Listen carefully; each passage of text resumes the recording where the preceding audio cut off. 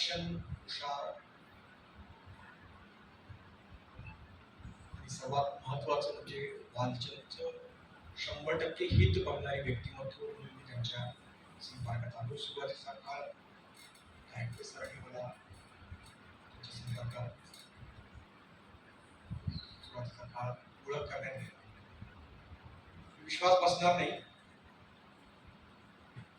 मी त्यांना नेहमी म्हणायचो की ती वालचंदची गुगल आहे, वालचंदची चॅट जीपीटी आहे, वालचंदची मेमरी, वालचंदची चिप आहे. कारण प्रत्येक गोष्ट फक्त वालचंद नाही, प्रत्येक गोष्टीची त्यांना कणाकणा माहिती असायची, त्या माहितीचं प्रोसेसिंग केलेलं असायचं, विश्लेषण असायचं. कुठलाही नवीन आपण विषय सुरू केला, एक नवीन काही कोर्सेस घेण्याबद्दलचा विषय असेल, नवीन काही इनिशिएटिव्ह करण्याचा विषय असेल, नारायण मराठे सरांचा संध्याकाळी मला प्रचंड विश्लेषणात्मक मेल आलेला असायचा. माझे पुढचे निर्णय त्याच्यावर डिपेंड असायचे. मी इथे सगळ्यांसमोर मान्य करतो की नारायण मराठे सर हे माझे इथे वालचंदचे दिशादर्शक होते. मी व्यवस्थापनाकडून, ऍडमिनिस्ट्रेटिव्ह काउन्सिल चेअरमन साहेबांच्याकडून प्रशासन पाहतो.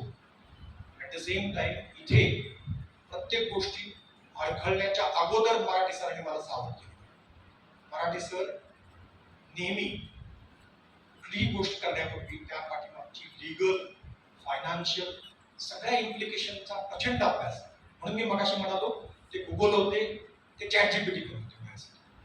त्या प्रत्येक गोष्टीचं त्यांनी मला मार्गदर्शन केलेलं आहे. अतिशय प्रचंड नुकसान आपलं झालेलं आहे.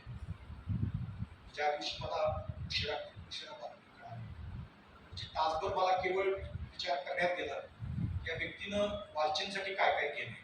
त्या अजूनही बऱ्याच अशा गोष्टी मला कळतायत, नवीन नवीन दुर्बोध गोष्टी कळतायत. बऱ्याच गोष्टी मला गेल्या 4 वर्षात आल्यामुळे बऱ्याच गोष्टींचा माझा अनुभव कमी येतला. परंतु 100% त्रयस्थ व्यक्ती म्हणून बाहेर जेव्हा मी सुरुवातीला बघत होतो आणि जेव्हा आता वालचंद प्रशासनाचा भाग असेल, मला एक जाणवतं की मराठे सरांचा प्रत्येक ठिकाणी छाप आहे. विद्यार्थ्यांच्या हिताचा कुठलेही निर्णय हे प्रत्येकाशी, शिक्षक, शिक्षकेतर कर्मचारी किंवा विद्यार्थी किंवा व्यवस्थापक, आपण सगळेजण मराठे सरांच्या प्रभावात होतो. फार कठीण प्रसंग असणार आहे आपल्यासाठी यातून बाहेर यायला. मी विठ्ठलचरणी प्रार्थना करतो परिवाराला आणि आपण सर्वांना यातून हे दुःख सहन करण्याची